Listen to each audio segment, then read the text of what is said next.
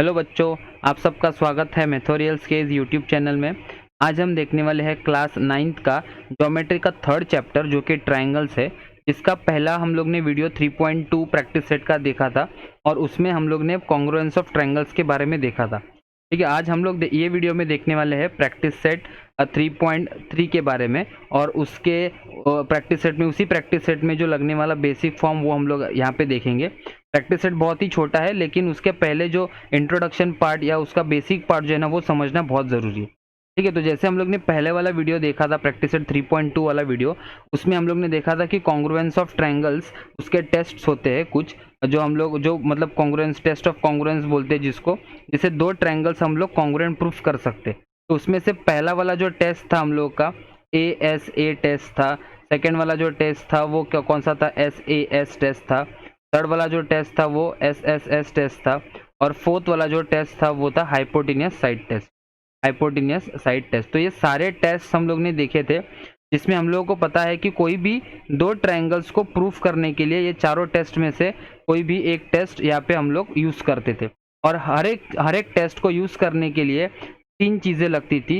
मतलब अगर हमारे यहाँ पे तीन अगर कॉमन या कॉन्ग्रुएंट चीजें होंगी तो हम लोग कोई एक टेस्ट से हम लोग उसको प्रूफ कर पाते थे। मतलब देखो, आप यहाँ पे भी देख के बता सकते हो कि ASA टेस्ट मतलब दो एंगल्स और एक साइड के बारे में अगर आपके पास इंफॉर्मेशन होगा कॉन्ग्रुएंट वाला, तो हम लोग यहाँ पे ASA टेस्ट यूज कर सकते थे।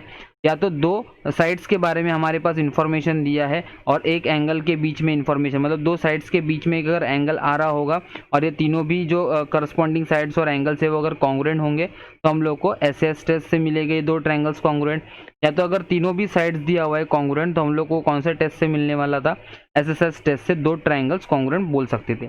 और लास्ट वाला जो है वो हाइपोटेनियस साइड टेस्ट है, जिसमें हम लोग ने देखा था कि एक हाइपोटेनियस होता है, एक 90 डिग्री होता है कॉन्ग्रुएंट, और दोनों राइट एंगल्स जो राइट एंगल जो एंगल साइड बनाते ना एंगल बनाते, वो साइड्स में से कोई भी एक साइड हम लोग को कॉन्ग्रुएंट दिया हुआ होना चाहिए, तभी हम लोग बोल सकते हैं कि वो हाइपोटेनियस साइड टेस्ट से दोनों ट्रायंगल्स कॉन्ग्रुएंट है।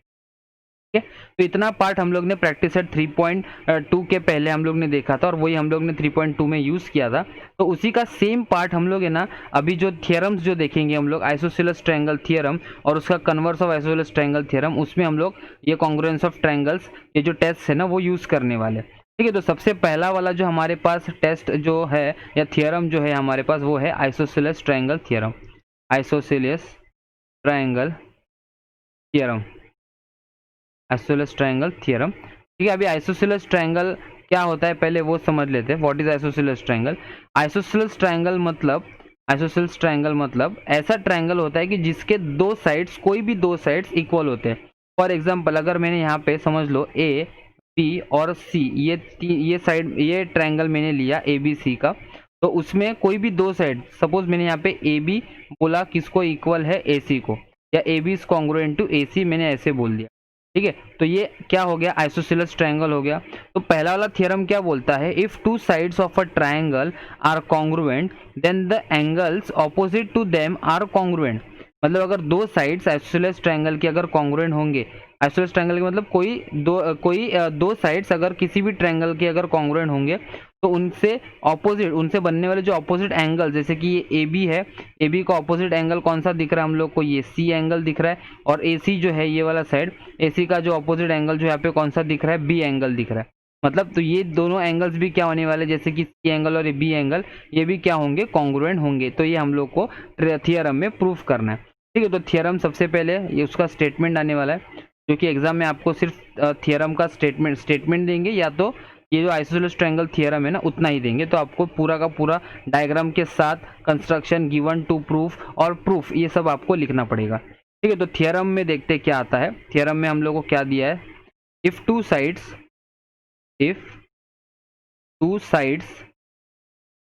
Of a triangle are congruent are congruent then the angles opposite to them are congruent। मतलब जैसे मैंने आपको यहाँ पे समझाया, अगर एक ट्रायंगल में दो साइड्स अगर कॉन्ग्रुएंट होंगे तो उनसे बनने वाले ऑपोजिट एंगल्स भी क्या होने वाले हैं, कॉन्ग्रुएंट। तो इस केस में ए बी का ऑपोजिट एंगल है सी और इधर ए सी का ऑपोजिट एंगल है बी। तो अगर A B equals to A C होगा तो हम लोग को B angle is equals to C, ये हम लोग को कॉन्ग्रुएंट प्रूफ करना है। उसके लिए डायग्राम तो हम लोग तो यही कंसिडर करेंगे जो दिया हुआ है, और गिवन में देखते हैं कि क्या लिखना पड़ेगा। जैसे कि इन ट्रायंगल ए बी सी, और उसमें दिया क्या है, segment A B is congruent to segment A C, ये हम लोग को गिवन में दिया है। ठीक है, और हम लोग को प्रूफ क्या करना है, प्रूफ अगर हम देखें यहाँ पे तो angle A B C is congruent to angle A C B, A B C is congruent to angle A C B, ये हम लोगों को प्रूफ करना है। ठीक है, अभी कंस्ट्रक्शन ले रहा हूँ मैं। कंस्ट्रक्शन मतलब जो मैं एक्स्ट्रा चीज़ ऐड कर रहा हूँ डायग्राम में, वो मतलब उससे जो भी हम मुझे एक्स्ट्रा जो भी होगा ना उसको लिखने में आसानी होगी। तो सपोज मैंने यहाँ पे क्या लिया, एक बाइसेक्टर लिया जो कि एंगल ए को डिवाइड कर रहा है। तो ये हो गया बाइसेक्टर जो कि मैंने कंस्ट्रक्शन से निकाला, और इसको मैं यहाँ पे दे देता हूँ डी, दे देता हूँ डी। ठीक है, अगर ये बाइसेक्टर है इसका मतलब ये वाला एंगल और ये वाला एंगल दोनों एंगल्स क्या होंगे, इक्वल होंगे। तो हम लोग को यहाँ पे लिखना पड़ेगा क्या, draw a bisector AD, draw bisector AD which intersects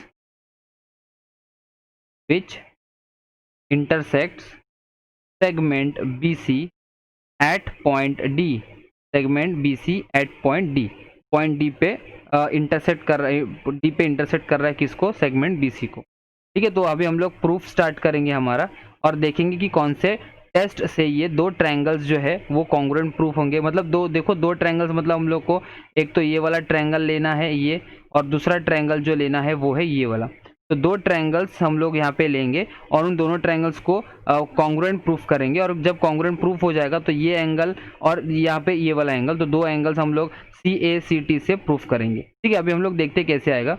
सबसे पहले in triangle A B D जो कि लेफ्ट वाला है, और इन ट्रायंगल ए डी सी जो कि राइट वाला है। ठीक है, तो हम लोग को यहाँ पे गिवन में दिया क्या है, सेगमेंट ए बी दिया है। तो segment A B is congruent to segment A C, ये हम लोग को गिवन में दिया है। तो इसको मैं यहाँ पे लिख लेता हूँ गिवन करके, रेड पेन से लिख लेता हूँ गिवन। ठीक है, तो ये हम लोग को दिया हुआ है। इसके बाद आगे क्या दिया हुआ है कि एंगल जो हम लोग ने कंस्ट्रक्शन से निकाला था ना, क्या निकाला था, देखो angle B A D is congruent to angle DAC, BAD is congruent to angle DAC। ये कहाँ से आया हम लोगों को, कंस्ट्रक्शन से आया, वो भी लिख लेता हूँ मैं कंस्ट्रक्शन। ठीक है, कंस्ट्रक्शन। उसके बाद अभी ट्रायंगल्स को प्रूफ करने के लिए हम लोग को तीन चीजें चाहिए। तो यहाँ पे एक तो हो गया ये साइड हो गया, दूसरा एंगल हो गया, तीसरा क्या दिख रहा है हम लोग को इसमें, देखो यहाँ पे AD इधर भी ये ट्रायंगल में भी है और AD ये ट्रायंगल में भी है। मतलब AD क्या हो जाएगा, कॉन्ग्रुएंट हो जाएगा।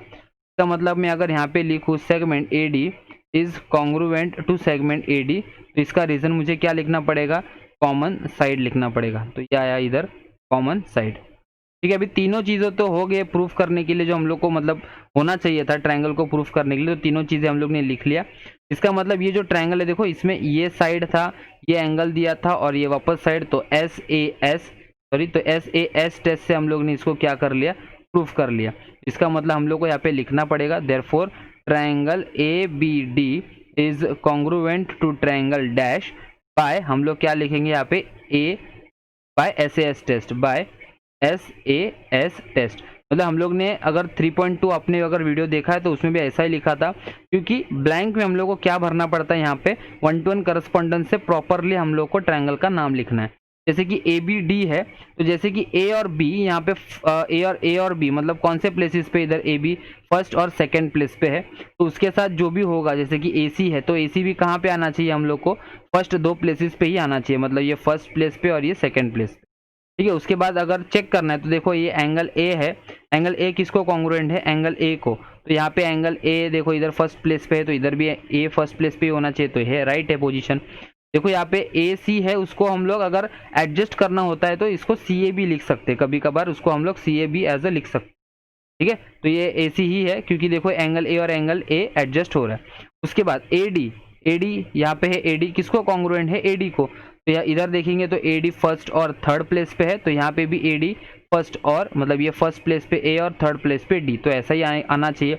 और मतलब उसके बाद हम लोग अगर देखेंगे तो ये हम लोग ने जो लिखा है ये क्या है, राइट है। ठीक है, अभी हम लोग को क्या लिखना पड़ता है, रिमेनिंग। अगर ट्रायंगल कॉन्ग्रुएंट प्रूफ हो गया उसके बाद हम लोग को रिमेनिंग पार्ट्स लिखना पड़ता है ना। तो रिमेनिंग पार्ट्स में हम लोग यहाँ पे क्या लिखेंगे, ये वाला एंगल जो बचा हुआ है, जैसे कि angle A B D is congruent to angle A C D होगा। यहाँ पे रीजन क्या आएगा, हम लोग को रीजन क्या लिखना पड़ेगा, ए सी टी आएगा, corresponding angles of congruent triangles. लेकिन अगर हम देखें प्रॉपरली तो ये ए बी डी, अगर आप डायग्राम में भी देख सकते हो तो ए बी डी यहाँ से ऐसा है ए बी डी, लेकिन उसको अगर मैं एक्सटेंड करूँ तो वो क्या हो जाएगा, ए बी सी हो जाएगा, बराबर। अगर उसको भी यहाँ पे भी अगर देखें तो ए सी डी यहाँ तक की है, उसको भी अगर मैं थोड़ा सा उसका आर्म एक्सटेंड करूँ तो ए सी बी हो जाएगा, जो हम लोग को यहाँ पे प्रूफ करना था, ए बी सी और ए सी बी। तो हम लोग को उधर वही लिखना पड़ेगा लास्ट के इसमें। तो देयरफॉर या दैट इज लिख लो, that is angle A B D की जगह पे हम लोग को यहाँ पे सी लिखना है, which will be congruent to A C D है तो उसकी जगह पे मैं क्या लिखूंगा, ए सी बी। एंगल तो सेम ही है तो आप रीजन यहाँ पे क्या दे सकते हो, देखो same angle with different name, ये रीजन ले सकते हो, या तो B dash D dash C दे सकते हो। इसका मीनिंग क्या है, ये तीनों पॉइंट जो है वो कोलिनियर में है। देखो B dash D dash C, मतलब अगर बी डी है तो उसको मैं एक्सटेंड करके आगे बी सी तक लेके जा सकता हूँ, ठीक है। और यहाँ पे सी डी है तो इसको भी आगे में सी को बी तक, मतलब सी बी तक लेके जा सकता हूँ। इसका मतलब ये, और ये हम लोग को प्रूफ करने के लिए बोला था, तो देखो ये हम लोग ने प्रूफ किया, जो हम लोग को यहाँ पे दिया है टू प्रूफ में वही सेम मैंने यहाँ पे लिखा है। ठीक है, आई होप आपको ये फर्स्ट वाला जो थियरम है आइसोसेलेस ट्रायंगल थियरम आपको समझ में आया होगा। इतना सही पार्ट है, आपको सिर्फ ये थियरम देंगे, स्टेटमेंट देंगे, और ये स्टेटमेंट से आप लोगों को गिवन बताना है, उसका टू प्रूफ बताना है, उसका कंस्ट्रक्शन जो मतलब हम लोग हेल्प करेंगे प्रूफ करने के लिए वो, और ये हमारा जो मेन कंटेंट है वो है प्रूफ का। ठीक है, तो मेन बॉडी हमारा यहाँ पे प्रूफ का है, और लास्ट में देखो हम लोग ने यहाँ पे प्रूफ कर लिया। ठीक है, तो ये फर्स्ट वाला थियरम था जो हम लोगों को मतलब प्रॉपरली समझना था, क्योंकि उसी के ऊपर बेस्ड हमारे क्वेश्चंस है। तो ये हमारा फर्स्ट वाला थियरम था, आइसोसेलेस ट्रायंगल थियरम। अभी दूसरा थियरम हम लोग को देखना है, इसका कन्वर्स होगा। ऐसे हम लोग ने थियरम्स पहले भी देखे थे, सेकंड ऐसे मतलब उसका थियरम और उसका कन्वर्स वाला पार्ट ऐसे हम लोग ने सेकंड चैप्टर में भी देखा था, करस्पॉन्डिंग टेस्ट और उसका कन्वर्स। तो यहाँ पे भी सेम आइसोसेलेस ट्रायंगल थियरम और उसका कन्वर्स, तो यहाँ पे मुझे लिखना पड़ेगा converse of isosceles triangle theorem, isosceles triangle theorem. ठीक है, अभी वो उसका उल्टा है जो हम लोग ने वहाँ पे प्रूफ किया, उसी का उल्टा फॉर्म हम लोग को यहाँ पे प्रूफ करना है। तो इसका स्टेटमेंट में लिख लेता हूँ पहले, बाद में आपको बता देता हूँ कि क्या आएगा। तो सबसे पहला यहाँ पे स्टेटमेंट लिखना है, क्या है देखो, if two angles of a triangle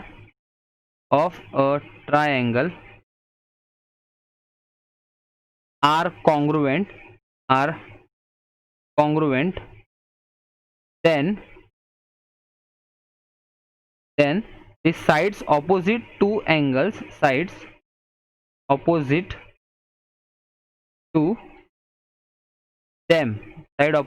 them मतलब कौन, angles, side opposite to these angles are congruent. ठीक है, अभी मैं आपको यहाँ पे बता देता हूँ कि यहाँ पे क्या दिया है।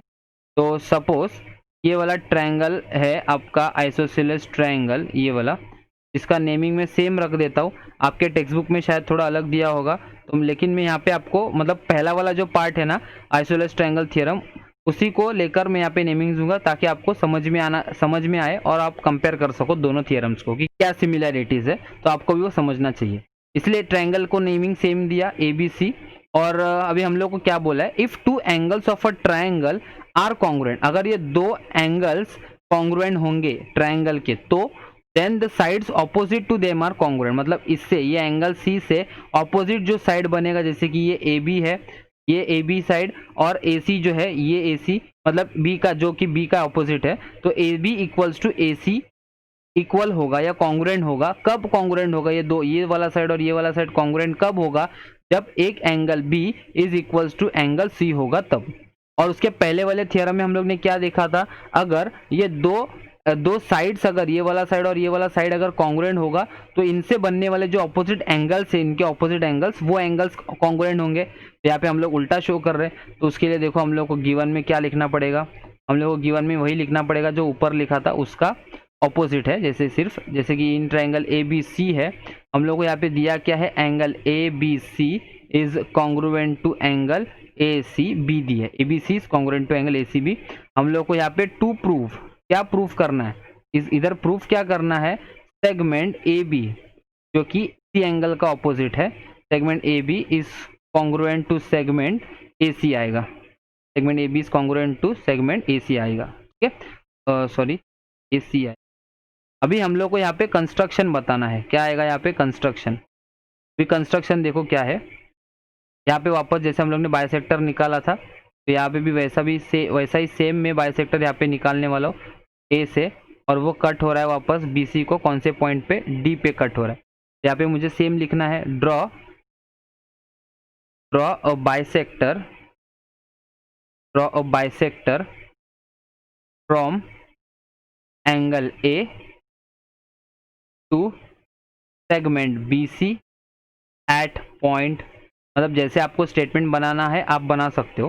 यहाँ पे एट पॉइंट क्या आएगा, डी पे मीट हो रहा है, एट पॉइंट डी, ठीक है। तो अभी हम लोग यहाँ पे स्टार्ट करेंगे अपना प्रूफ के साथ। यहाँ पे प्रूफ, तो सेम ट्रायंगल्स बने, अगर देखो ये बाइसेक्टर है मतलब ये वाला और ये वाला एंगल क्या होगा, इक्वल हो जाएगा। तो मुझे यहाँ पे लिखना है पहले, in triangle A B D and triangle A D C, in triangle A B D and triangle A D C है। इसमें सबसे पहला जो हम लोग को गिवन में दिया हुआ है वो क्या है, ये वाला है कि angle A B C is congruent to angle A C B आएगा, और ये क्या आने वाला है, गिवन में आएगा, ठीक है। अभी ये थोड़ा सा पार्ट है ना, इसमें टेस्ट वाला पार्ट जो है वो थोड़ा इंपॉर्टेंट है, वो समझ लो अभी क्यों इंपॉर्टेंट है, ठीक है। दूसरा पार्ट यहाँ पे क्या बोला है, तो ए बी सी हो गया। दूसरा जो हम लोग ने कंस्ट्रक्शन से निकाला जो कि है B A D is congruent to angle D A C लिखो या सी ए डी लिखो, डी ए सी लिखो या सी ए डी लिखो, ठीक है। तो यहाँ पे वो क्या आने वाला है, इसका कंस्ट्रक्शन आएगा, क्योंकि कंस्ट्रक्शन से वो हम लोग ने बाइसेक्टर लिया और वो इक्वल हो गया। थर्ड वाला चीज हम लोग को यहाँ पे क्या दिया है, जो कि segment A D is congruent to segment A D, same जो हम लोग ने फर्स्ट वाले थियरम में लिखा था। ये दोनों सेगमेंट ए डी और ए डी यहाँ पे क्या है, इक्वल है, जो कि इधर रीजन क्या लिखेंगे, कॉमन साइड। अभी इम्पोर्टेंट, ये थियरम का इम्पोर्टेंट पार्ट क्या है, टेस्ट इम्पोर्टेंट क्यों बोला, देखो क्योंकि अगर हमारा एक ये वाला ट्रायंगल है जो कि मतलब ऐसा ट्रायंगल हम लोग को दिख रहा है जिसमें ये एंगल हम लोग ने दिया हुआ है, ये एंगल हम लोग को दिया हुआ, मतलब दो एंगल्स हो गया, और साइड जो है वो बीच में नहीं है, यहाँ पे साइड जो है वो एक साइड पे है, मतलब यहाँ पे एंगल साइड बोल सकते हैं, या तो साइड एंगल टेस्ट यहाँ पे बोल सकते हैं हम लोग। तो ये थोड़ा यूनिक है क्योंकि हम लोग ने 3.2 में सिर्फ 4 टेस्ट के बारे में देखा था और ये थोड़ा अलग है। तो यहाँ पे मुझे क्या लिखना पड़ेगा, देखो इन therefore triangle A B D is congruent to triangle, यहाँ पे ब्लैंक छोड़ना है मुझे, ब्लैंक, और बाद में यहाँ पे मैं लिखूंगा बाय एस ए टेस्ट से होगा, क्या होगा, बाय एस ए टेस्ट। तो यहाँ पे ए बी डी ट्रायंगल का अभी थियरम मतलब जो हम लोग लिखेंगे ना, ये साइड प्रॉपरली लिखना है 1-to-1 करस्पॉन्डेंस को लेकर। एंगल बी किसको कॉन्ग्रुएंट है, एंगल सी, एंगल बी कौन से प्लेस पे, एंगल बी सेकंड प्लेस पे, तो एंगल सी जो कॉन्ग्रुएंट है बी के लिए वो भी सेकंड प्लेस पे आएगा। ए इज कॉन्ग्रुएंट टू ए बोला है, सेकंड इसमें क्या है, देखो ये ए और ये ए कॉन्ग्रुएंट है एक दूसरे को, इसका मतलब ए जो यहाँ पे फर्स्ट प्लेस पे है यहाँ पे भी कहाँ पे आएगा, फर्स्ट प्लेस पे ही आएगा। और बचा क्या यहाँ पे लिखने के लिए, डी, तो देखो ये ए डी कॉन्ग्रुएंट किसको है, ए डी को, इसका मतलब अगर मैं यहाँ पे देखूँ फर्स्ट प्लेस, इसमें ए फर्स्ट और सेकंड प्लेस पे है, फर्स्ट और लास्ट प्लेस पे है, तो यहाँ पे भी ए डी को अगर कंसिडर करें तो ये भी फर्स्ट और लास्ट प्लेस पे ही है। इसका मतलब जो हम लोग ने यहाँ पे A B D is congruent to A C D जो लिखा है वो हम लोग ने प्रॉपर लिखा है, 1-to-1 करस्पॉन्डेंस में लिखा है। अभी हम लोग को यहाँ पे बताना क्या है, इधर अगर कॉन्ग्रुएंट प्रूफ हो गया इसका मतलब हम लोग रिमेनिंग पार्ट्स में क्या बोल सकते हैं, therefore segment A B is congruent to segment A C बोल सकते हैं। इसका रीजन क्या आएगा, सी एस सी टी आएगा, corresponding sides of congruent triangles, और यही हम लोग को प्रूफ करने के लिए बोला था। देखो यहाँ पे भी और यहाँ पे भी हम लोग ने सेम दिया हुआ है, जो टू प्रूफ में है वही यहाँ पे हम लोग ने प्रूफ किया।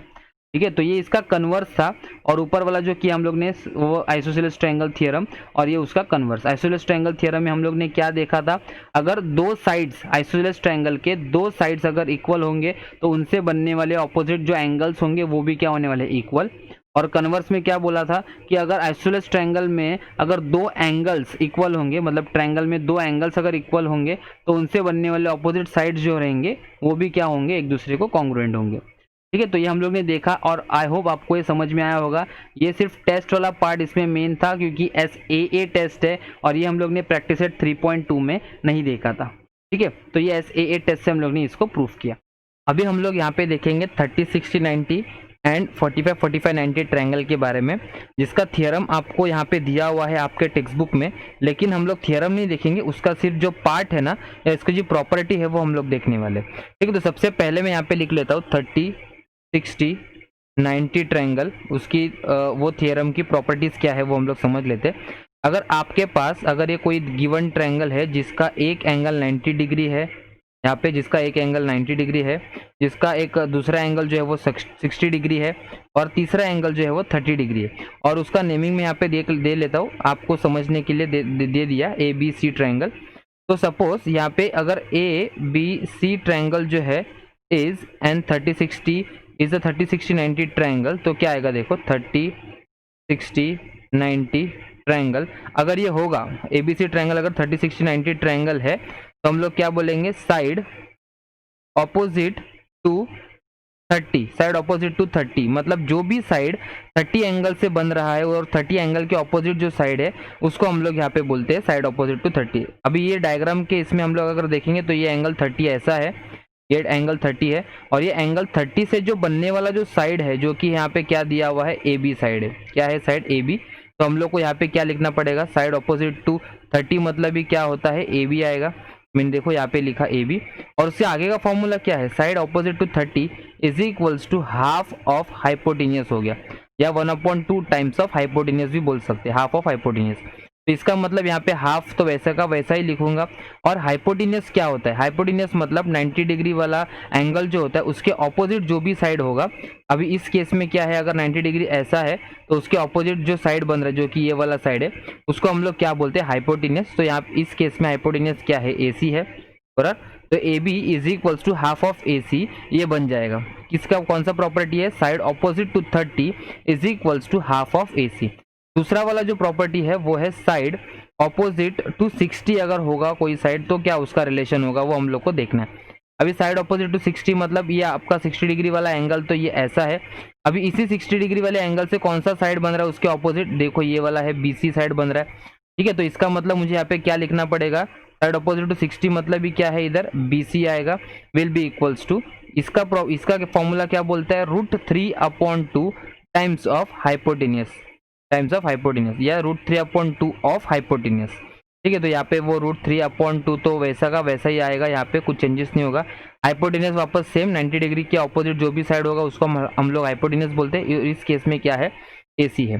ठीक है, तो ये डायग्राम से रिलेटेड मैंने यहाँ पे आपको समझने के लिए यहाँ पे डायग्राम बनाया था और उसी से रिलेटेड मैंने आपको दोनों प्रॉपर्टीज भी समझा लिया। क्या होगा, सबसे पहला जो प्रॉपर्टी वो क्या है, साइड ऑपोजिट टू 30 है is equals to half of hypotenuse है, और सेकंड वाला जो साइड वो क्या है, साइड ऑपोजिट टू 60 है is equals to √3/2 times of hypotenuse. ठीक है, तो ये वाला 30, 60, 90 ट्रायंगल थियरम के बारे में हम लोग ने देखा जिसमें दो प्रॉपर्टीज हम लोग यूज करने वाले हैं। ठीक है, उसके बाद मैं अभी दूसरा वाला जो ट्रायंगल थियरम है वो है 45, 45, 90 ट्रायंगल थियरम।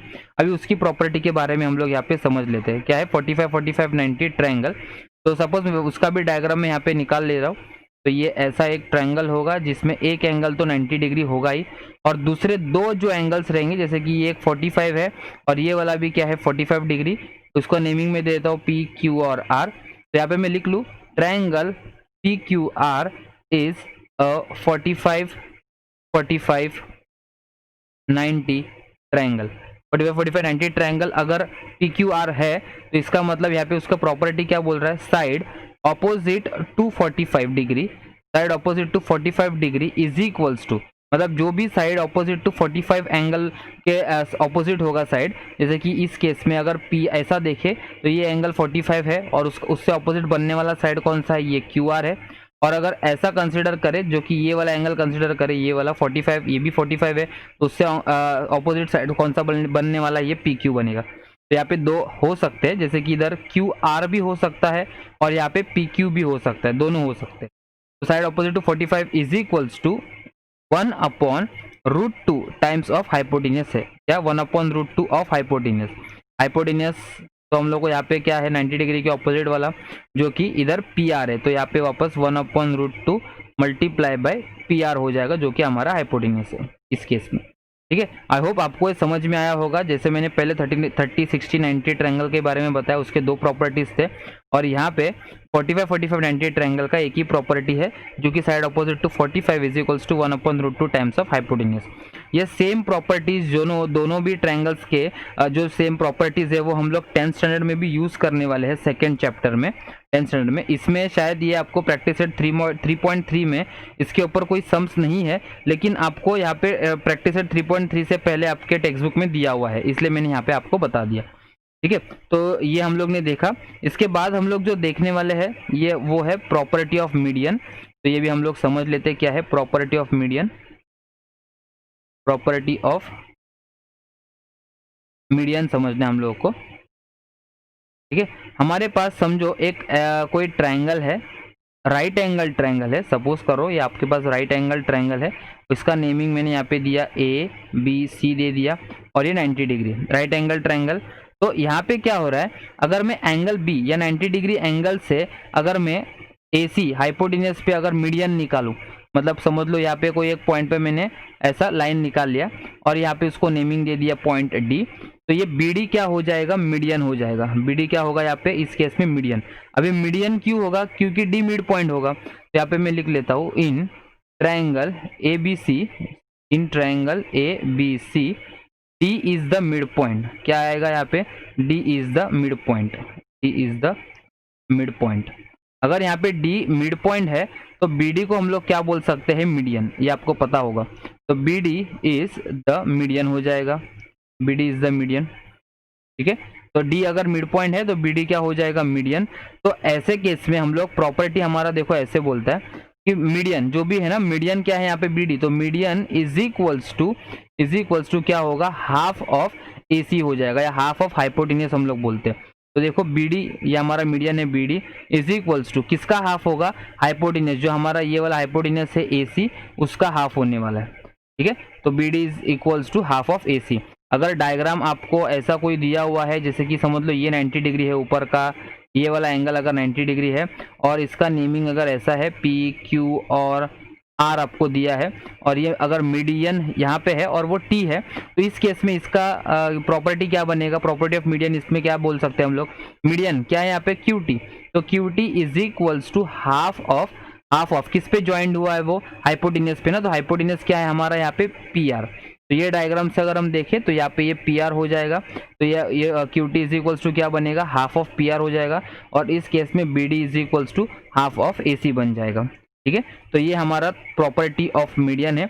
उसके बाद और एक प्रॉपर्टी जो हम लोग यहाँ पे देखने वाले हैं वो है प्रॉपर्टी ऑफ सेंट्रॉइड देखेंगे अभी। प्रॉपर्टी ऑफ सेंट्रॉइड क्या होता है, तो सेंट्रॉइड से मीडियंस को लेकर ही होता है। यहाँ पे मैं लिख लेता हूँ property of centroid, property of centroid. अभी सेंट्रॉइड तो आपको पता होगा, अगर नहीं भी पता है तो मैं आपको यहाँ पे बता देता हूँ कि अगर आपके पास एक ट्रायंगल है, कोई भी ट्रायंगल है, ठीक है, तो ट्रायंगल जब है उसके मीडियंस होते हैं, तो मीडियंस मतलब मिड पॉइंट्स के ऊपर ज्वाइंट होने वाला जो लाइन, जैसे कि अभी मैंने बताया वो मीडियन हो गया। अभी इसका मिड पॉइंट ये लाइन का इधर है, तो इधर से मैं ड्रॉ करूँ तो मीडियन, ये मीडियन हो जाएगा, और इसका मिड पॉइंट इधर है, तो अगर यहाँ से भी अगर मैं ड्रॉ करूँ तो ये हो जाएगा हमारा मीडियन हो जाएगा। मतलब यहाँ पे 3 मीडियंस हम लोग को यहाँ पे मिल रहा है, और तीनों मीडियंस का एक ही पॉइंट ऑफ कॉन्करेंस है, जहाँ पे हम लोग इसको क्या बोलते हैं, ये पॉइंट को सपोज मैं यहाँ पे ले लिया G, और इसी G को मैं यहाँ पे क्या बोल सकता हूँ कि सेंट्रॉइड, इसी G को मैं यहाँ पे क्या बोलूंगा, सेंट्रॉइड। ठीक है, आई होप आपको समझ में आया होगा। अगर मैं देखो यहाँ पे नेमिंग दे देता हूँ ABC अगर दे दिया, और दूसरे इसको अगर मैं दे दूँ PQR, तो ये इसको Q और यहाँ पे R, और जो इनका पॉइंट ऑफ कॉन्करेंट है ना, ये मिडल वाला पॉइंट, ये वाला, इसको मैंने क्या पे क्या दे दिया, G दे दिया, G। और G क्या होता है, सेंट्रोइड। अभी जब ये तीनों मिड पॉइंट जब एक दूसरे को कॉन्करेंट होंगे, हमारे को यहाँ पे रिलेशन दे दिया जाता है। तो रिलेशन क्या होता है, देखो ये AG जो है, एक ही मीडियन के बारे में आपको बता देता हूँ, ये AG जो है और ये GR जो है, उन दोनों का रेशियो बनता है यहाँ पे। तो वो रेशियो क्या है, देख लो, ऐसा आएगा, AG upon GR is equals to 2/1 का रेशियो है। मतलब अगर ये GR जो आपको यहाँ पे दिख रहा है, ये वाला GR, अगर उसको, ये वाला GR को मैं 2 बार ऐड करूँ ना, मतलब उसको 2 टाइम्स, इधर भी और इधर भी, अगर 2 बार ऐसे लगा दूं एक के साथ, एक के पीछे एक, तो हम लोग को क्या मिल जाएगा, AG मिल जाएगा, मतलब ऊपर वाला साइड मिल जाएगा। तो इस केस में क्या होगा, AG जो कि ये बड़ा वाला पार्ट है और उसके नीचे जो छोटा वाला पार्ट है, उन दोनों का रेशियो क्या होता है, 2:1 हो जाता है। वैसे ही सेम अगर इस केस में अगर हमको देखना है तो ये ऐसा हो जाएगा, मतलब यहाँ पे C, इस मीडियन का अगर हम देखें ना, तो इधर क्या हो जाएगा, CG हो जाएगा, CG अपॉन GP या PG बोल सकते हैं। इसका भी रेशियो कितना आएगा, 2:1। अगर थर्ड वाला जो मीडियन है, ये वाला BQ वाला मीडियन है, उसको अगर हम ऐसे कंसिडर करें तो इधर क्या आ जाएगा, BG, और इधर क्या आ जाएगा, GQ आ जाएगा, इज इक्वल्स टू 2/1। देखो BG ये वाला बड़ा पार्ट और GQ जो है वो छोटा पार्ट हो गया, उसका भी रेशियो कितना आ जाएगा, 2/1 या 2:1। तो मेन हम लोग एक ही मीडियन के बारे में हम लोगों को बताना था, लेकिन मैंने यहाँ पे तीनों मीडियंस के बारे में आपको बता दिया। तो मेन एक ही मीडियन का है, वापस से वो अलग से ड्रॉ करके, शायद आपको अगर कंफ्यूजन हो गया होगा तो मैं बता देता हूँ। अगर ये मीडियन है, अगर इसको मैं समझ लो P, Q और R दिया है, और यहाँ पे कहीं पे आपका पॉइंट क्या है, G है, और इधर T हो जाएगा, ठीक है। तो इसका रेशियो कैसे बनेगा, अगर ये मीडियन है, G सेंट्रॉइड है, तो यहाँ पे PG upon GT is equals to, उसका रेशियो होगा 2:1, ठीक है। तो 2-3 एग्जांपल्स लेके मैंने यहाँ पे बता दिया, और आई होप आपको जो भी मैंने यहाँ पे बताया ना, ये आपको सब समझ में आया होगा। मतलब सबसे पहले जो हम लोग ने यहाँ पे देखा था, वो क्या देखा था, थियरम्स के बारे में देखा था। सबसे पहले जो हम लोग ने यहाँ पे देखा वो थियरम्स था, जो कि आइसोसेलेस ट्रायंगल और उसका converse of isosceles triangle theorem, दोनों भी हम लोग ने यहाँ पे देखा। तो वो मैं लिख लेता हूँ, यहाँ पे क्या लिखा था, हम लोग देखा था आइसोसेलेस ट्रायंगल और उसका कन्वर्स हम लोग ने यहाँ पे देखा सबसे पहले। उसके बाद सेकंड जो हम लोग ने यहाँ पे देखा था, वो था 30, 60, 90 ट्रायंगल एंड 45, 45, 90 ट्रायंगल के बारे में, 45, 45 डिग्री, 90 डिग्री ट्रायंगल के बारे में हम लोग ने देखा था। उसके प्रॉपर्टीज क्या है वो हम लोग ने समझ लिया था। थर्ड हम लोग ने क्या देखा था, प्रॉपर्टी ऑफ मीडियन देखा था। प्रॉपर्टी ऑफ मीडियन मतलब median is half of hypotenuse होता है, वो हम लोग ने यहाँ पे देखा था। उसके बाद फोर्थ वाला जो पॉइंट हम लोग ने अभी जस्ट देखा था, वो था सेंट्रॉइड के ऊपर देखा था, जी मतलब सेंट्रॉइड के ऊपर, ठीक है। तो सेंट्रॉइड का हम लोग, जब सेंट्रॉइड होता है, तीनों मीडियन जब एक ही पॉइंट पे मीट करते हैं, तो वो जो कॉन्करेंट पॉइंट होता है उसको हम लोग सेंट्रॉइड बोलते हैं, और वो सेंट्रॉइड क्या करता है, मीडियन को 2:1 पार्ट में डिवाइड करता है, ठीक है। तो इतने पार्ट्स हम लोग ने यहाँ पे देखे थे, और अभी हम लोग स्टार्ट करेंगे प्रैक्टिस सेट 3.3 के साथ, और समझ लेते हैं कि उसमें कौन से टाइप के सम्स दिए हुए हैं, ठीक है। और 4 ही सम्स है, और एक्सरसाइज हमारा जो है प्रैक्टिस सेट जो है ना 3.3 का, वो भी बहुत ही छोटा है। तो हम लोग एक एक करके यहाँ पे उस सम्स को समझ लेते हैं। चलिए स्टार्ट करते हैं फिर प्रैक्टिस सेट 3.3 के साथ, जिसका फर्स्ट सम का डायग्राम मैंने यहाँ पे निकाल के रखा है, और यहाँ पे क्वेश्चन क्या है वो मैं रीड कर लेता हूँ। Find the values of x and y using the information shown in the figure. तो यहाँ पे x और y डिग्रीज के बारे में यहाँ पे दिया है, उसका वैल्यू फाइंड आउट करना है हम लोग को। Find the measures of angle ABD and ACD। ABD मतलब ये बड़ा एंगल यहाँ से यहाँ तक का, और ये ACD मतलब ये उसका ऑपोजिट जो दिया हुआ है ACD एंगल, ये बड़ा एंगल निकालना है। अगर आप यहाँ पे ध्यान से देखो तो ABD जो एंगल है, ABD के अंदर 2 एंगल्स हम लोग को यहाँ पे देखने के लिए मिलता है, 2 एंगल्स। जो कौन से है 2 एंगल्स, एक तो है ABC है, और दूसरा एंगल CBD है, जो कि यहाँ से स्टार्ट हो रहा है और यहाँ पे D पे आके एंड हो रहा है। मतलब ABD एंगल 2 एंगल्स का एडिशन है, ABC और CBD, और दोनों एंगल्स के बारे में, या दोनों एंगल्स का वैल्यूज हम लोग को पता होना चाहिए, तभी हम लोग यहाँ पे ABD का वैल्यू ऐड करके निकाल सकते हैं। इधर ये CBD का वैल्यू तो हम लोग को 60 डिग्री देखो पहले से ही दिया हुआ है, लेकिन फाइंड आउट किसका करना है, x का वैल्यू फाइंड आउट करना है। ठीक है। तो ये हम लोग को निकालना है। और वैसा ही सेम ऑपोजिट में देखो ACD जो है वो दो एंगल से बना है, ACB, और दूसरा एंगल कौन सा है, BCD, जिसमें 50 डिग्री वाला एंगल हम लोग को यहाँ पे दिया हुआ है, और उसका Y डिग्री वाला एंगल या Y जो एंगल है ना, Y का वैल्यू वो हम लोग को निकालना है। ठीक है, अभी देख लेते हैं कि कैसे आएगा और समझ लेते हैं सोल्यूशन के साथ कि हम लोग को क्या लिखना है। ठीक है, तो यहाँ पे मैं लिख लेता हूँ सोल्यूशन। सबसे पहले इन ट्रायंगल ABC, जो कि ऊपर वाला पार्ट है, इन ट्रायंगल ABC जिसमें एंगल ACB का वैल्यू 50 डिग्री दिया हुआ है। देखो अगर ये ट्रायंगल इतना कंसिडर करें तो ये एंगल 50 डिग्री दिया है, और ये क्या है, गिवन है। ये क्या है, गिवन। ठीक है, ये गिवन है। उसके बाद में यहाँ पे क्या लिखूंगा, सेगमेंट जो यहाँ पे दिया हुआ है ना डायग्राम में, नोटेशंस में देखो, segment AB is congruent to segment AC। ये वाला भी पार्ट क्या है, दिया हुआ है हम लोग को गिवन में। ठीक है, अब भी जस्ट हम लोग ने थ्योरम में देखा कि आइसोसेलेस ट्रायंगल थ्योरम में क्या होता है, जब दो ऑपोजिट साइड्स अगर कॉन्ग्रुएंट होंगे, दो अगर साइड्स कॉन्ग्रुएंट होंगे, एडजेसेंट साइड्स, तो उससे बनने वाले ऑपोजिट एंगल्स जो होंगे ना वो भी क्या होंगे, कॉन्ग्रुएंट होंगे।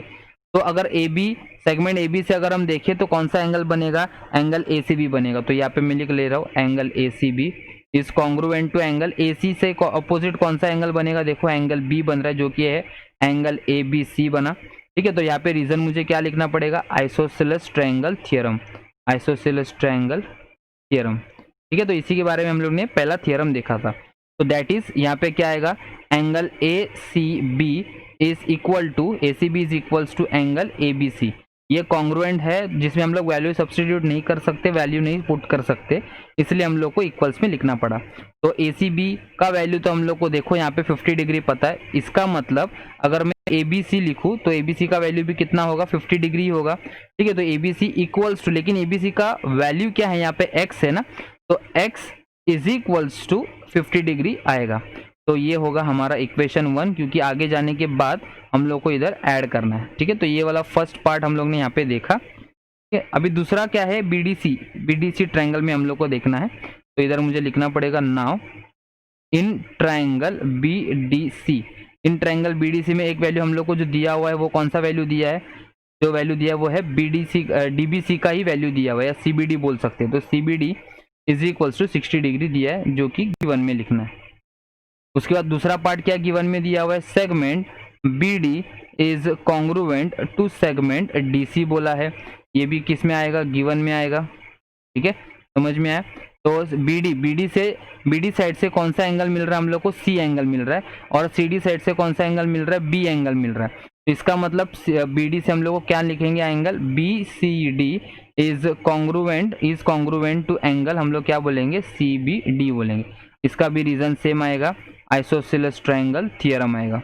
इसका भी रीजन क्या आने वाला है, आइसोसेलेस ट्रायंगल थ्योरम। ठीक है, अब ये कॉन्ग्रुएंट में है तो हम लोग को किस में लिखना है, दैट इज इक्वल्स टू में लिखना है, that is BCD is equals to angle CBD हो जाएगा। लेकिन CBD का वैल्यू 60 डिग्री तो हम लोग को यहाँ पे पता है, तो देयरफॉर BCD का वैल्यू भी कितना होगा, 60 डिग्री होगा। लेकिन डायग्राम में देखो BCD यहाँ पे Y दिया है ना, तो इसका मतलब यहाँ पे मुझे Y भी लिखना है, Y is equals to 60 degree हो जाएगा, और ये होगा हमारा इक्वेशन 2। अभी इक्वेशन 1 और इक्वेशन 2 देने की ज़रूरत है, क्योंकि आगे हम लोग को जब ऐड करेंगे तो उसमें ये डालना है। ठीक है, अभी नेक्स्ट नीचे क्या आएंगे, नीचे लिखेंगे, देखो क्या आएगा नीचे की तरफ, नीचे एंगल कौन सा एंगल था, सबसे पहला वाला देखो ABD एंगल था, ABD is equals to angle ABC plus angle CBD लिखना है। और इसका रीजन क्या आएगा, एंगल एडिशन प्रॉपर्टी लिखो या एंगल एडिशन पोस्टुलेट लिखो, दोनों भी सेम ही है। मैं पोस्टुलेट लिख लेता हूँ यहाँ पे, एंगल एडिशन पोस्टुलेट। अभी डायग्राम में देखो मैं आपको बताता हूँ, ABD is equals to ABC plus CBD। देखो ABD इज इक्वल्स टू वो किस दो एंगल से बन रहा है, जो कि ABC और दूसरा कौन सा है, CBD। ठीक है, तो CBD और दोनों का वैल्यू अगर सब्स्टिट्यूट करें तो ABC का वैल्यू क्या है, X, और X का वैल्यू हम लोग ने 50 निकाला था फ्रॉम 1 से। देखो यहाँ पे ऊपर अगर आपको दिख रहा होगा तो ये इधर हम लोग ने निकाला था। उसके बाद प्लस CBD का वैल्यू तो 60 डिग्री, ये तो गिवन में ही दिया है। यहाँ पे रीजन क्या आएगा, फ्रॉम, मैं यहाँ पे 1 लिखूंगा, क्या लिखूंगा, फ्रॉम, इधर 1 लिखा। अभी उसके बाद क्या आएगा, 60 प्लस 50, 60 प्लस जब 50 करेंगे तो इधर मुझे आंसर कितना मिलेगा, 110 डिग्री, और वो किसका वैल्यू है, ए बी डी का वैल्यू। ठीक है, तो ये एक वैल्यू तो हम लोग को यहाँ पे मिल गया, ए बी डी का वैल्यू हम लोग को इधर मिल गया। दूसरा कौन सा निकालना है, जिसको ऑपोजिट साइड में है ए सी डी है, ए सी डी, तो इधर मुझे लिखना है and angle A C D is equals to angle A C B plus angle B C D आएगा। यहाँ पे भी same reason, angle addition postulate या प्रॉपर्टी, एंगल एडिशन पोस्टुलेट, दोनों में से प्रॉपर्टी या पोस्टुलेट दोनों में से कोई भी एक वर्ड आप लिख सकते हो। तो ए सी बी का वैल्यू तो हम लोग को यहाँ पे गिवन में 50 डिग्री दिया हुआ है, और बी सी डी का वैल्यू देखो यहाँ पे हम लोग ने 2 से निकाला, 2 से लिखेंगे हम लोग जो कि 60 डिग्री। यहाँ पे मुझे क्या लिखना पड़ेगा, फ्रॉम 2 लिखेंगे हम लोग, इधर क्या लिखेंगे, फ्रॉम 2। तो इधर भी सेम वैल्यू 110 आ जाएगा, ये कि कहाँ से आया हम लोग को ऐड करके, और वो किसका वैल्यू है, ए सी डी का वैल्यू। तो ए बी डी का वैल्यू जो हम लोग को फाइंड आउट करने के लिए बोला था वो भी किया, और ए सी डी का वैल्यू जो भी फाइंड आउट करने के लिए बोला था वो भी किया। दोनों का वैल्यू हम लोग को कितना मिला, सेम ही आया है, जो कि कितना 110 डिग्री। आई होप आपको ये पूरा क्वेश्चन समझ में आया होगा, जो कि आइसोसेलेस ट्रायंगल थ्योरम के ऊपर ही था। अभी सेकेंड वाला सम देख लेते हैं, फर्स्ट वाला तो हम लोग ने देखा, सेकेंड वाले सम को समझ लेते कि क्या दिया हुआ है। The length of hypotenuse of a right angle triangle is 15। Length of hypotenuse मतलब अगर कोई राइट एंगल ट्रायंगल है, राइट एंगल ट्रायंगल, तो उसका लेंथ ऑफ हाइपोटेनियस मतलब हाइपोटेनियस के बारे में हम लोग को कितना बोला है, इधर 15 बोला है। Find the length of median of its hypotenuse, मतलब हाइपोटेनियस के ऊपर जो भी मीडियन होगा उसका लेंथ हम लोग को फाइंड आउट करना है। और ये हाइपोटेनियस से मतलब ये वाला एंगल क्या होगा, 90 डिग्री हो जाएगा। अगर इसको मैं नेमिंग कर लूँ तो इधर मुझे लिखना पड़ेगा ए बी सी, और ये जो मीडियन है उसको मैं यहाँ पे लिख लेता हूँ डी। अभी नेमिंग के बारे में तो हम लोग को क्वेश्चन में दिया नहीं है, तो हम लोग यहाँ पे खुद लेट लेके कर सकते हैं, लेट। ठीक है, तो हम लोग को यहाँ पे लिखना है let the required triangle, the required triangle be triangle A B C. तो रिक्वायर्ड ट्रायंगल कौन सा है, वो ए बी सी मैंने यहाँ पे लिखा, ए बी सी लिख लिया। ठीक है, तो उसके बाद उसमें हम लोग ने डी को मिड पॉइंट बोले ना, तो डी मिड पॉइंट हो जाएगा। Here B D, here B D is the median आएगा, इधर क्या आने वाला है, here B D is the median आएगा। ठीक है, अगर यहाँ पे बी डी मीडियन है तो हम लोग बाय उसके प्रॉपर्टी से क्या बोल सकते हैं, by property of median, therefore by property of median क्या बोलेंगे हम लोग कि मीडियन इज इक्वल्स टू, मतलब B D is equals to half of hypotenuse होता है। तो यहाँ पे हाइपोटेनियस क्या है, इस केस में ए सी है, बराबर। तो ये बहुत ही छोटा सम है, मतलब B D is equals to half into A C का वैल्यू यहाँ पे क्या दिया हुआ है हम लोग को, 15 दिया है। ठीक है, तो इधर क्या आएगा, B D will be equals to, divide करेंगे तो 2 1 सा 2, 2 7 सा 14, 2 5 सा 10, 7.5 यूनिट यहाँ पे मुझको आंसर मिल रहा है, 7.5 बी डी का। और बी डी हमारा क्या था, मीडियन। हम लोग को इसको स्टेटमेंट में भी लिखना पड़ेगा, the length of the median of its hypotenuse, therefore the length of the median, therefore the length of the median of its hypotenuse,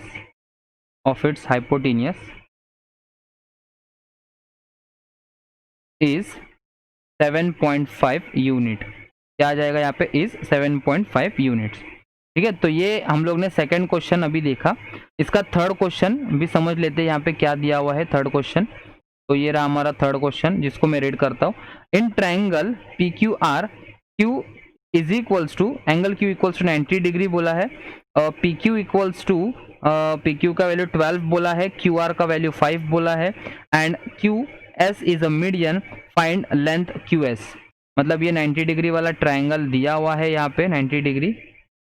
ठीक है, इसका ट्रायंगल का नेमिंग क्या है, पी क्यू और आर बोला है, ये 90 डिग्री है क्यू एंगल। उसके बाद पी क्यू का वैल्यू 12 दिया है, और क्यू आर का वैल्यू हम लोगों को कितना बोला है, क्यू आर 5 बोला है। Q S is the median, Q S median है, इसका मतलब यहाँ से इधर से मैं जब ये अगर एस मिड पॉइंट होगा ना इधर, तो ही हम लोग यहाँ पे क्यू एस मीडियन बोल सकते हैं ना, अगर एस मिड पॉइंट होगा तो।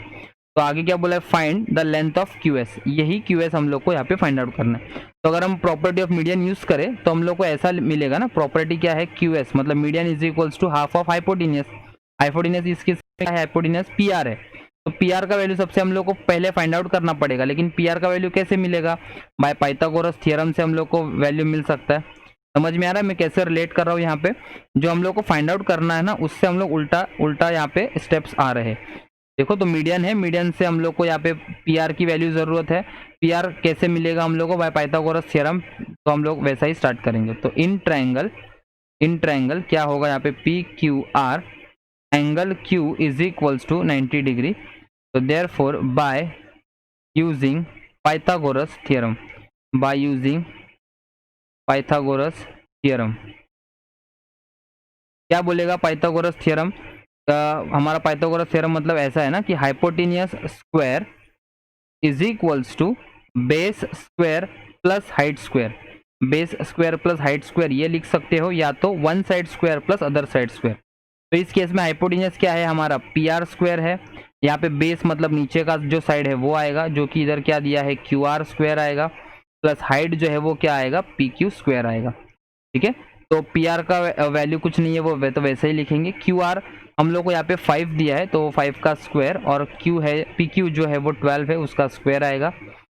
वापस पी आर वैसे के वैसे, 5 का स्क्वायर 25 प्लस 12 का स्क्वायर अगर हम देखें तो 144। तो therefore P R square will be equals to 169 आ जाएगा। जब हम टेकिंग स्क्वायर रूट लेंगे तो taking square root on both side, taking square root on both sides, तो यहाँ पे हम लोग को क्या देखने के लिए मिलेगा? तो square root of P R square is equals to square root of 169 आएगा, स्क्वायर रूट ऑफ 169। तो देयरफॉर ये तो आएगा इधर P R is equals to 169, मतलब मुझे यहाँ पे क्या मिलेगा? 13 पी आर, और इधर क्या आएगा? 13 आएगा। ठीक है, तो पी आर का वैल्यू तो अभी मिल गया, मतलब ये हमारा हाइपोटेनियस हो गया। तो अभी मैं पी आर से क्या निकालूंगा आगे? Therefore by property of median, therefore by property of median क्या होगा? Property of median, Q S तो हमारा यहाँ पे मीडियन है, तो वही आएगा Q S is equals to half of hypotenuse, मतलब यहाँ पे पी आर है, तो half multiply by P R की जगह पे 13। अगर रिड्यूस करें तो 2 1 सा 2, 2 6 सा 12 और 2 5 सा 10। तो therefore Q S will be equals to 6.5 आ जाएगा। Q S will be equals to 6.5 unit, 6.5 unit. I hope आपको ये भी क्वेश्चन समझ में आया होगा, जो कि बहुत ही इजी था। पाइथागोरस थ्योरम वाला पार्ट ही सिर्फ एक्स्ट्रा था, बाकी तो सेकंड क्वेश्चन जैसा ही है। तो क्यू एस का वैल्यू भी हम लोग ने यहाँ पे लिखा। अभी लास्ट क्वेश्चन जो है इस प्रैक्टिस सेट का, उसको भी समझ लेते हैं कि यहाँ पे क्या दिया है।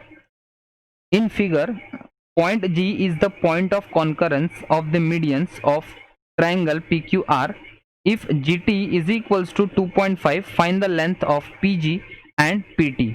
ओके, तो हम लोग को यहाँ पे ट्रायंगल ऐसा दिया हुआ है। अभी इसको समझने की कोशिश करते हैं कि ये ट्रायंगल में गिवन इन्फॉर्मेशन में एक्चुअली दिया क्या है। ये P है, ये Q है, इधर इधर R है, बराबर। और यहाँ पे G को क्या बोला है? Point of concurrence of the medians. तो तीनों मीडियंस यहाँ पे मुझे निकालना पड़ेगा, मतलब ये एक मीडियन हो गया, इस केस में इधर ये एक मीडियन हो गया, और यहाँ पे अगर मैं देखूँ तो यहाँ से भी जाने वाली जो लाइन होगी वो भी मीडियन हो गया। तो इन तीनों मीडियंस का पॉइंट ऑफ कॉन्करेंस, जो कि हम लोग देखा था बेसिक में, जो क्या होता है हम लोग उसको क्या बोलते हैं? सेंट्रॉइड बोलते हैं, बराबर। तो ये सेंट्रॉइड हम लोग को यहाँ पे भी सेम G दिया हुआ है, और PG का वैल्यू हम लोग GT का वैल्यू हम लोग को 2.5, मतलब ये इधर T है और इसका वैल्यू हम लोग को 2.5 दिया है। तो इसका हम लोग ने रिलेशन तो देखा था कि जब G सेंट्रॉइड होगा तो मीडियंस को रेशियोज में डिवाइड करता है, रेशियोज में जो कि 2:1 में डिवाइड होगा। यहाँ पे सबसे पहले देखो क्या लिख रहा हूँ मैं, तो इन ट्रायंगल PQR, अगर मैं लिखूँ यहाँ पे इन ट्रायंगल PQR, GT का वैल्यू यहाँ पे मुझे दिया है 2.5 यूनिट, या 2.5 ही लिखूंगा। ठीक है, अभी लिखना है कि G is the point of concurrence, G is the point of concurrence, G is the point of concurrence of the medians, इसका मतलब क्या होगा? therefore G is the centroid। तो G क्या होने वाला है? हमारा सेंट्रॉइड होगा, G is the centroid। तो इसके आगे क्या आएगा? हमारा रेशियो लिखना है, जैसे कि PG मतलब ऊपर वाला पार्ट, मतलब ये समझ लो ये मीडियन है, और यहाँ पे अगर G दिया है तो PG और GT 2:1 में डिवाइड होता है, ये मैंने पहले ही बताया था।